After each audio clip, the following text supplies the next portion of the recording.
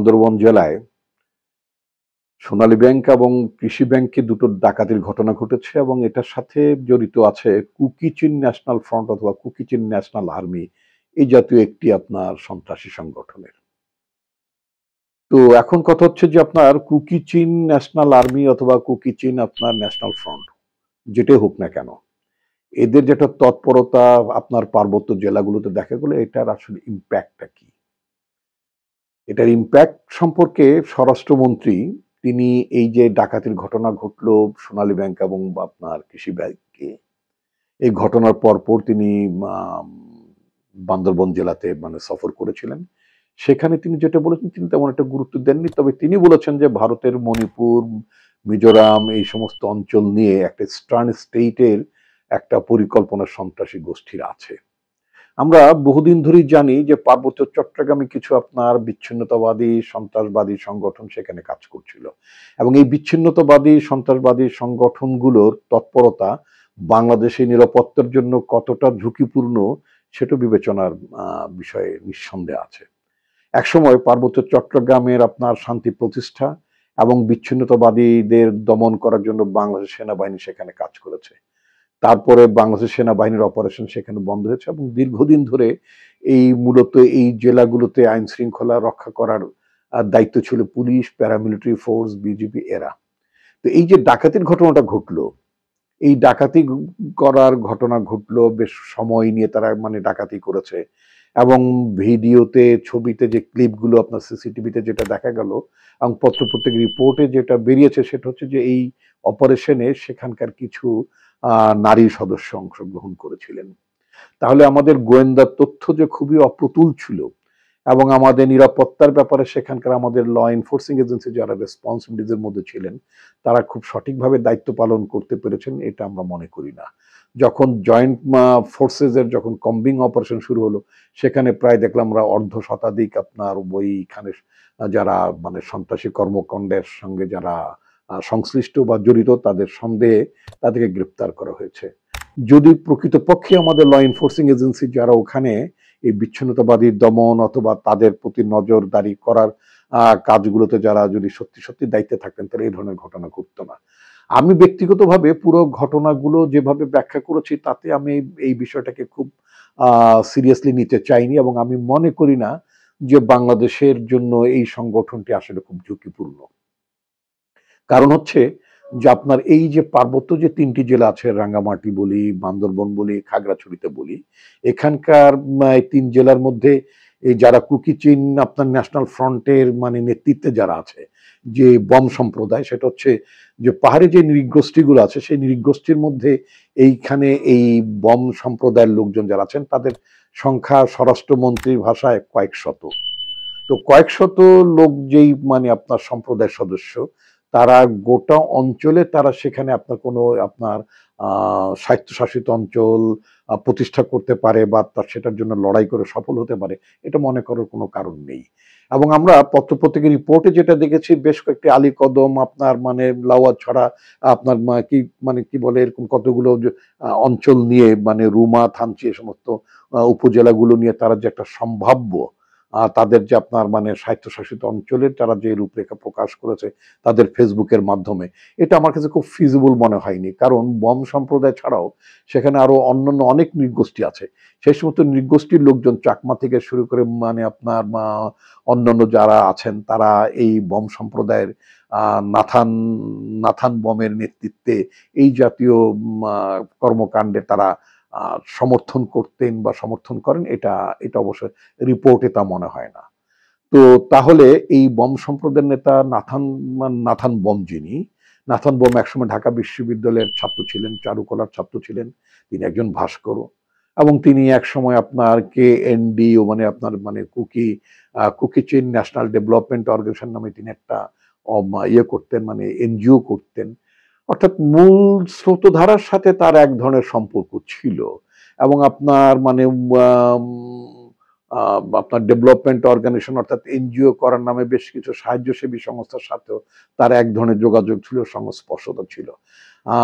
যতদূর আপনার আন্তর্জাতিক সম্পর্ক এবং আপনার মানে ভূ রাজনীতির কৌশল সম্পর্কে যতটুকু পড়াশোনা করেছি তাতে করে এটা মনে করি না যে বম সম্প্রদায়ের সামান্য কয়েকশো লোক তারা সেখানে এই প্রায় ৮টি ৯টি উপজেলা মানে আলীকদম থেকে শুরু করে রুমা থেকে থানচি থেকে শুরু করে এই সমস্ত অঞ্চলগুলোকে আহ, আপনার মানে লাইকংসই এই সমস্ত যারা আছেন এইগুলো এই অঞ্চলের জনগণকে নিয়ে তারা একটা আম, কি বলে আপনার একটা স্বায়ত্তশাসিত মানে সেলফ মানে রুলড একটা রিজিয়ন তারা মানে পরিচালনা করতে পারেন এটা মনে করার কোনো কারণ নেই।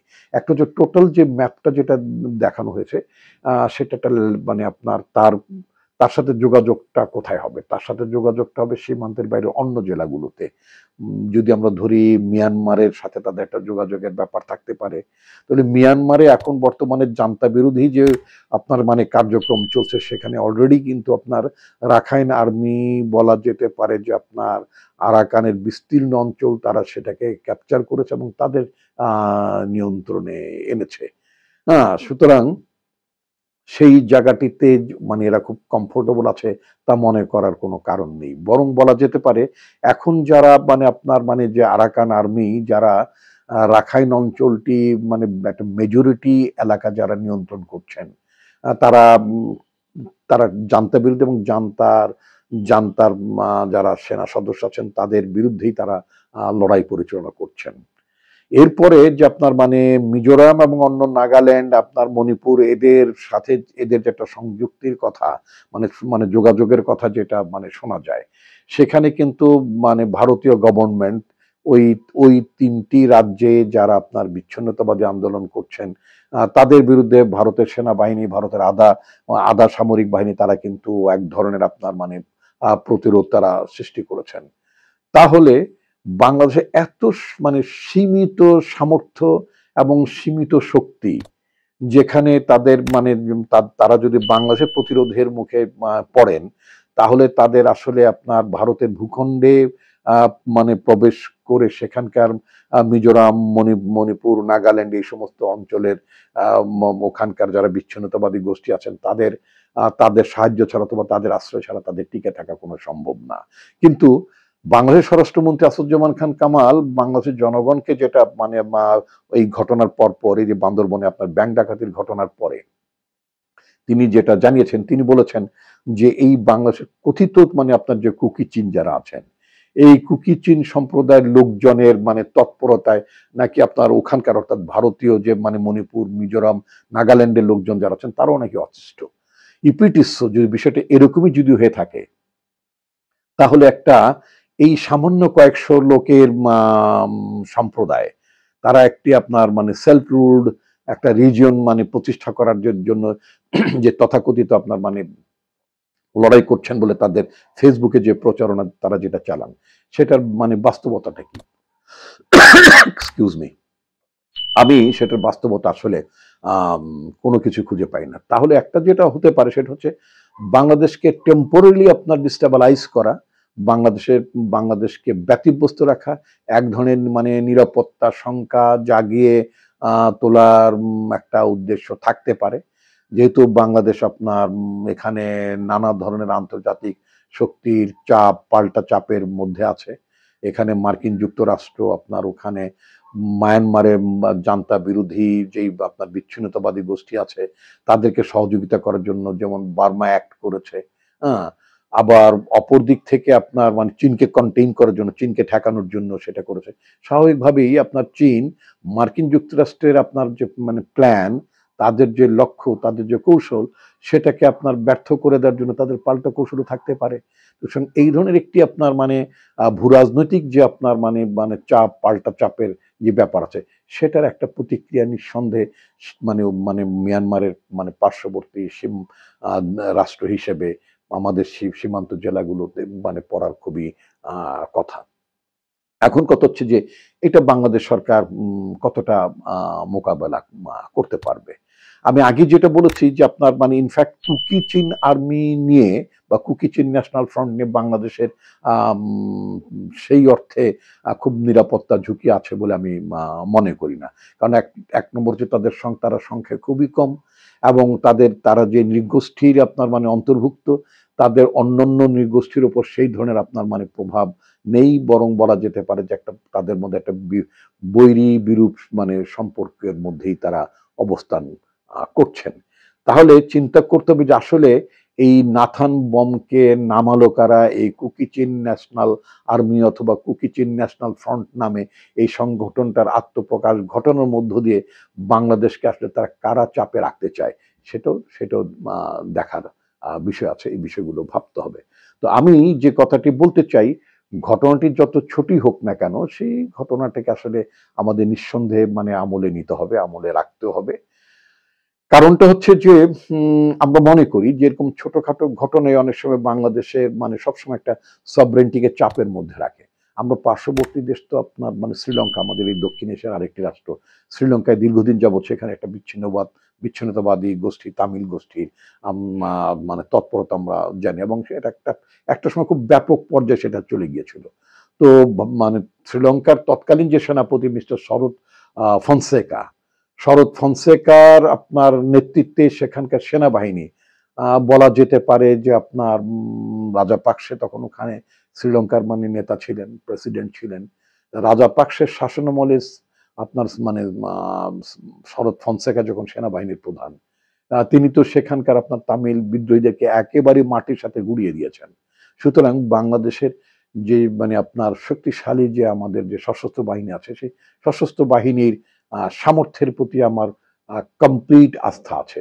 সুতরাং সেটা কুকিচিন হোক আর যেই ধরনের বিচ্ছিন্নতাবাদী গোষ্ঠী হোক না কেন, আমাদের মানে সামরিক বাহিনী দায়িত্ব উচিত হবে, অথবা আমাদের সরকারের উচিত হবে মানে আমাদের সামরিক বাহিনীকে মানে প্রয়োজন বোধে এম্পাওয়ার্ড করা, তাদেরকে শক্তি দেওয়া, মানে তাদের সেই দায়িত্বে এনগেজ করা, যেখানে যারা বাংলাদেশের সার্বভৌমত্বের বিরুদ্ধে যারা মানে আপনার কাজ করবে, আমাদের বাংলাদেশের সীমান্তের মধ্যে যারা মানে আপনার মানে উৎপাত করবে, তাদেরকে আসলে মাটির সাথে গুঁড়িয়ে দিতে হবে।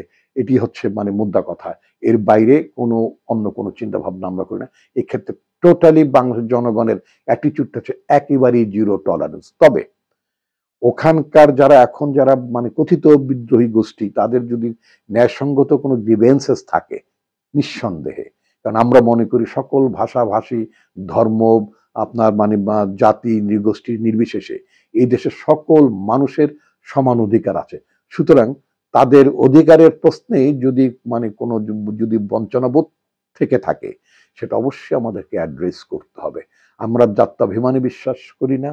আমরা মনে করি যে এই দেশের প্রতিটি মানুষের মানে ভাষা, ধর্ম, বর্ণ, গোষ্ঠী নির্বিশেষ সবার অধিকার সমান, এবং আমরা বাংলাদেশি জাতীয়তাবাদ, বাংলাদেশি হিসেবে আমরা সবাই সমান অধিকার নিয়ে আমরা বসবাস করব। কিন্তু তাই বলে সেখানে আমরা কোনো বিচ্ছিন্নতাবাদকে অবশ্যই আমরা মাথা তুলে দাঁড়াতে দেব না।